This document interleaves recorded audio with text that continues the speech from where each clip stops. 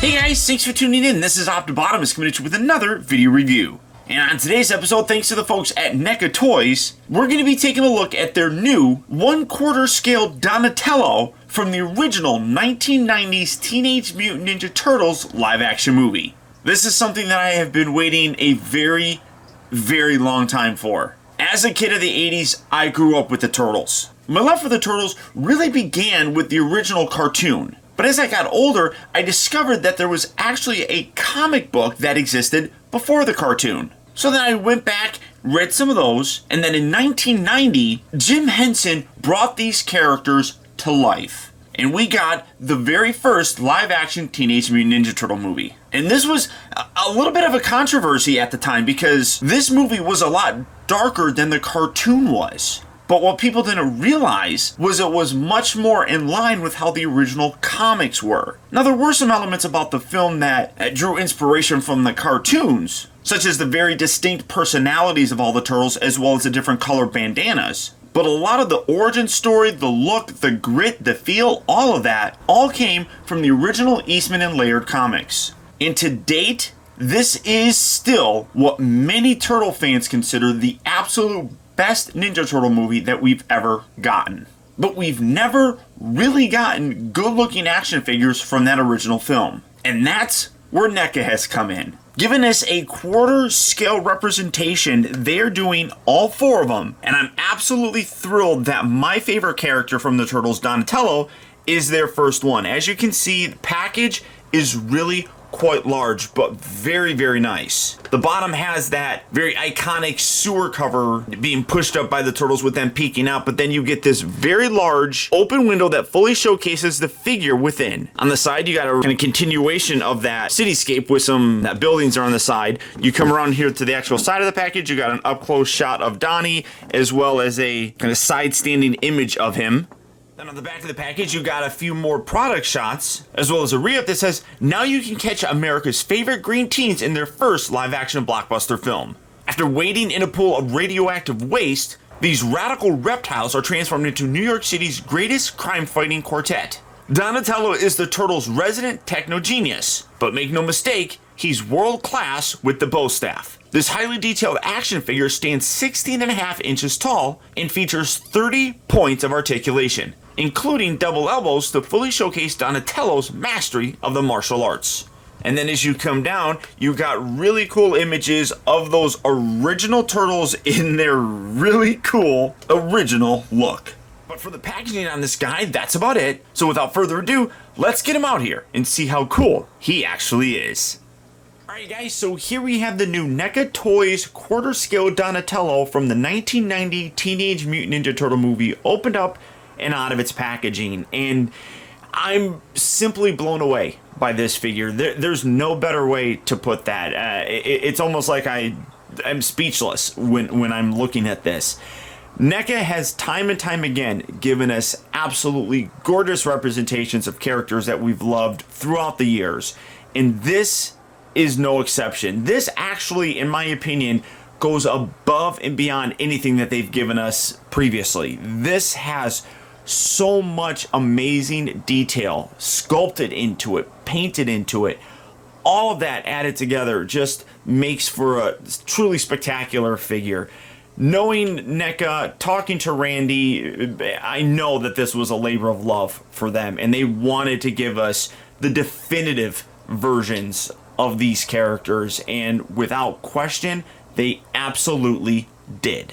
Now, starting out first with his accessories, one thing that I do want to touch on is that some time ago, Neca did mention that they were going to be able to send one of these to me. And then touching base with Randy again, he said, I have a bunch of them hanging out here at the office, but they don't have any packaging. And he's like, do you want the package with it? And to me, it really didn't matter all that much, but I'm actually really glad that he did. Number one, because I know they put a lot of effort into this. And part of that actually comes in the fact that on the internal card that the Donatello was attached to, on the back of it was this extra piece. You can see all these holes, and that's where the twist ties and everything were kind of coming through and then twisted around. And then I started looking at it, and it's funny. I'm like, well, this is kind of weird. It's like oddly shaped and everything. And then just by chance, and honestly, I was just like staring at it, and then I turned it around and I'm like, well, holy cow, check that out. And when you look, it perfectly fits right on there. And you got this top section here that actually can fold down and cover the top window if you really wanted to. I mean, that was just a small little thing that I never really expected. And as a display piece, being able to put that whole poster back together is absolutely terrific. So if that's something that you guys are into, make sure you don't throw this away, because that is really very cool. But coming down to take a look at his main accessories, as you can see, he comes with a fair amount that really allows you to get some really cool poses for the guy. So as you can see, in addition to two kind of fisted hands that are designed to hold his bow staff, which as you can see has a great amount of detail throughout it. It is just plastic, but absolutely looks like wood. They got a great amount of paint detail. It actually is textured so you can feel the grooves and the grain of the wood in there. Really nice detail for the wraps. You can even see like at the very tip, it's even painted right there. I mean, absolutely terrific. So with these hands, you can hold this, but you also do get several other hands. You get two that are just done up in a thumbs up kind of pose. And again, great, amazing detail on here. I mean, I'm going to show off all the detail on the body itself, but when you just look at the hand, you can see the little pebble effect on here. It is actually textured, so you can feel that. You got some great shading throughout the entire thing. Great dirt there in his nails. Like I said, paint-wise, sculpting-wise, all absolutely nailed it on this figure. So very impressed with it. So you do get a right and left thumbs up hand. I mean, obviously they're opposite, but I mean, you can totally see like right here, you got a different wrinkle on here than what's on this one. So it's almost like the fingers aren't as pulled back on this one here. I mean, you can totally see absolute different sculpts. So not just mirror opposites of each other. So really very cool.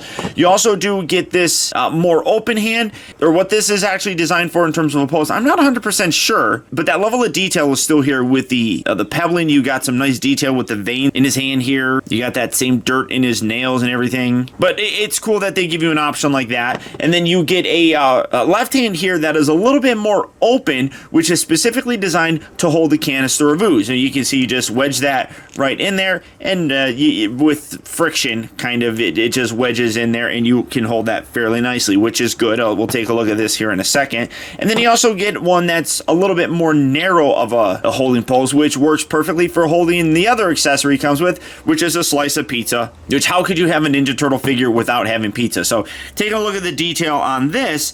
Again, amazing amount of detail on the pizza. You can see what look like olives and maybe some green peppers, some sausage. You can see like pizza sauce along the side. Good detail throughout here where it actually looks like it's cooked cheese, giving that brown effect on there. I mean, absolutely gorgeous. Fairly thick as well. On the bottom, same detail with the actual crust. So even a little tiny piece of pizza has an amazing amount of detail in it. I mean that's crazy.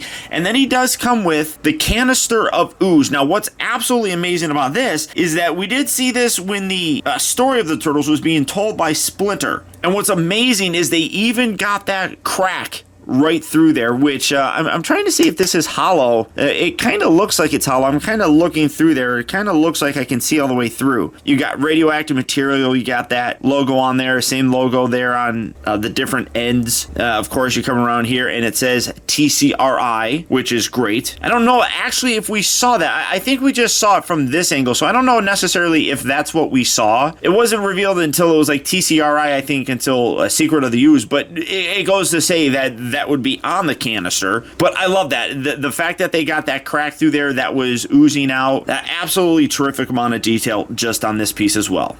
Now, coming in to take a closer look at the figure, I am absolutely blown away by the accuracy to the likeness that Neca has gotten here. One thing that the movie Donatello always had was kind of like this wider sort of jawline, and then also the overbite. One thing that's hilarious is that even Playmates, when they did their movie figures, didn't look anywhere near this good. And that's really saying something, because Playmates basically got their start with the Ninja Turtle line. They were the company that brought Ninja Turtles to us in terms of toy form. So you would think when they would do their movie figures, they would do a good job, right? Well, for some reason, they dropped the ball big time. And I've even seen, $550 or $600 statues that are supposed to represent these not even get anywhere close. So for a $100 figure here from Neca, to nail it, it blows me away. And really shows that they wanted to get these done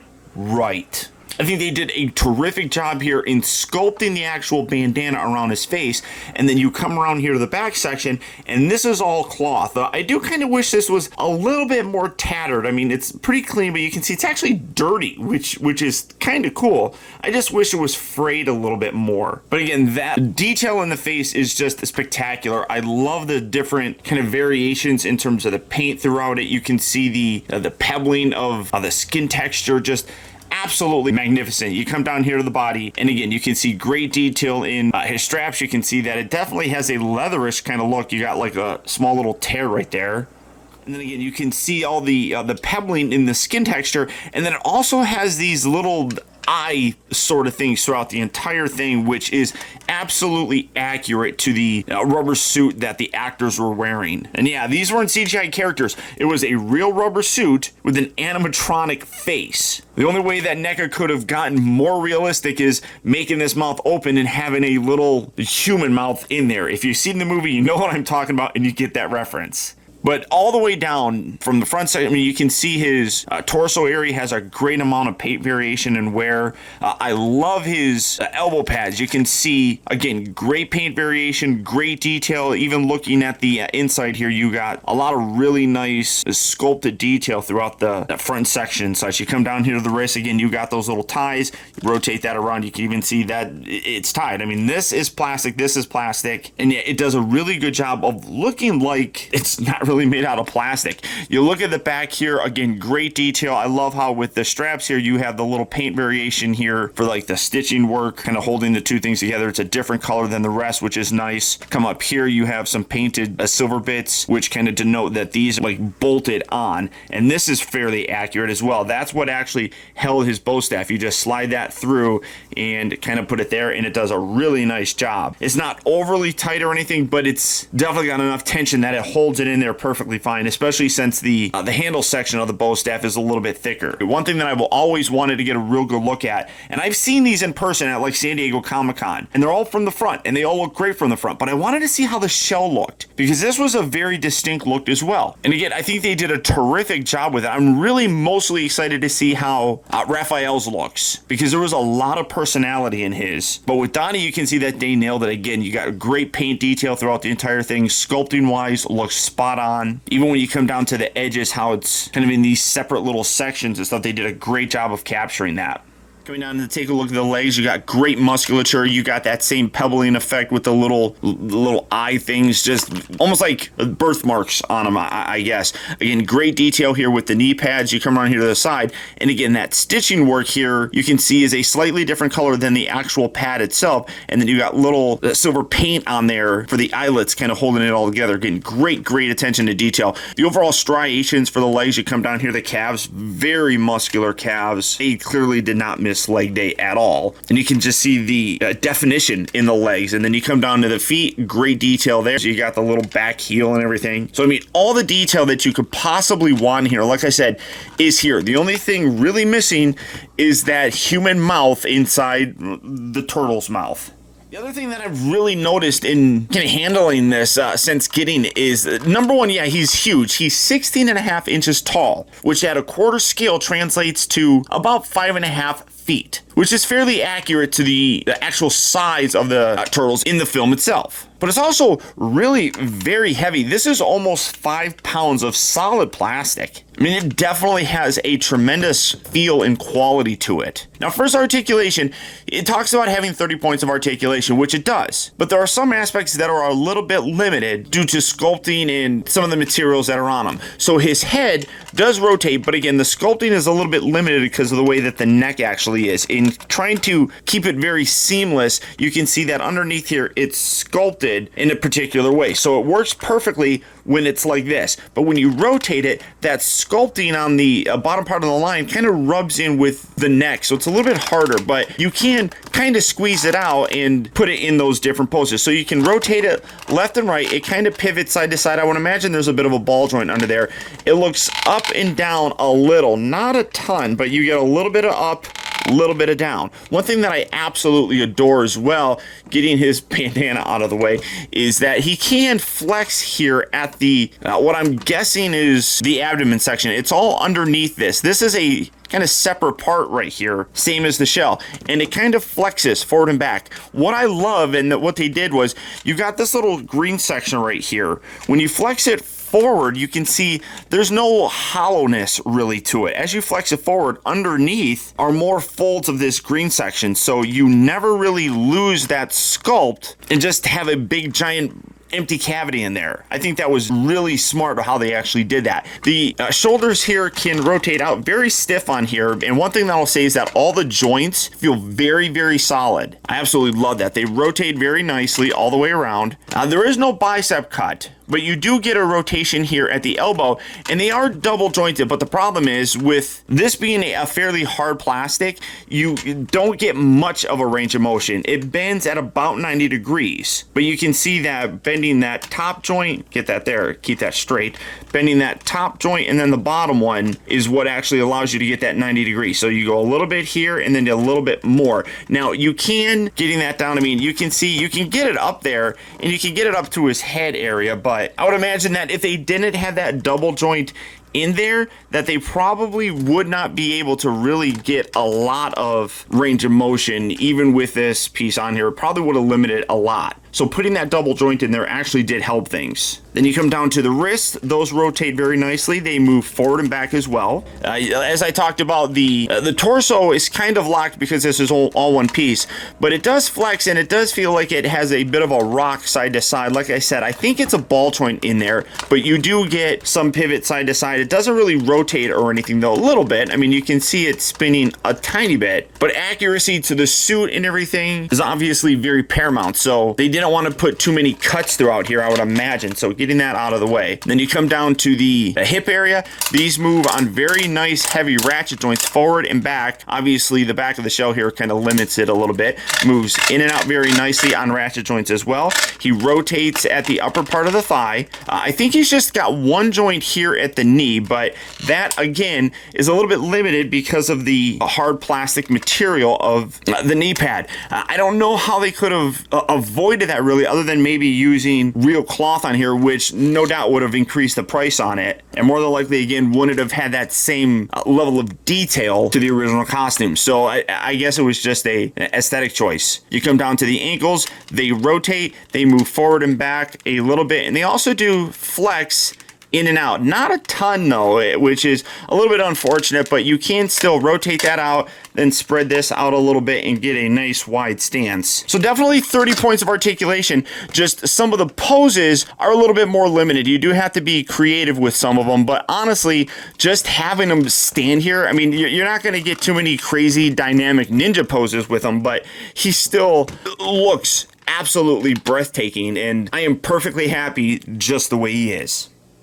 I don't know what else I can say about this. When the actual company that brought Ninja Turtles to us in terms of action figure form really couldn't even nail the look for it, or statues that cost over $500 couldn't get it right, you're kind of left with your arms up in the air like, who can actually do this? And that's where the folks at Neca clearly has stepped up to the plate and hit a grand slam. For $100, you get a truly magnificent piece of articulated art. The sculpted detail, the paint variation, the likeness, the various accessories that you get, all are wonderfully crafted, and I honestly cannot think of anything else that I would want with this. Neca really has thought of it all. And as much as I love this figure, there's a small disappointment that I have. That being, I have to wait several more months to get all of them. Many of you know that I am a very avid 1/6 scale collector, and quarter scale stuff usually isn't on my radar. Mostly because I just don't have the space in my collection. But something as masterfully done as Donatello here could not be passed up. And I don't care what it takes, I'm gonna make room for him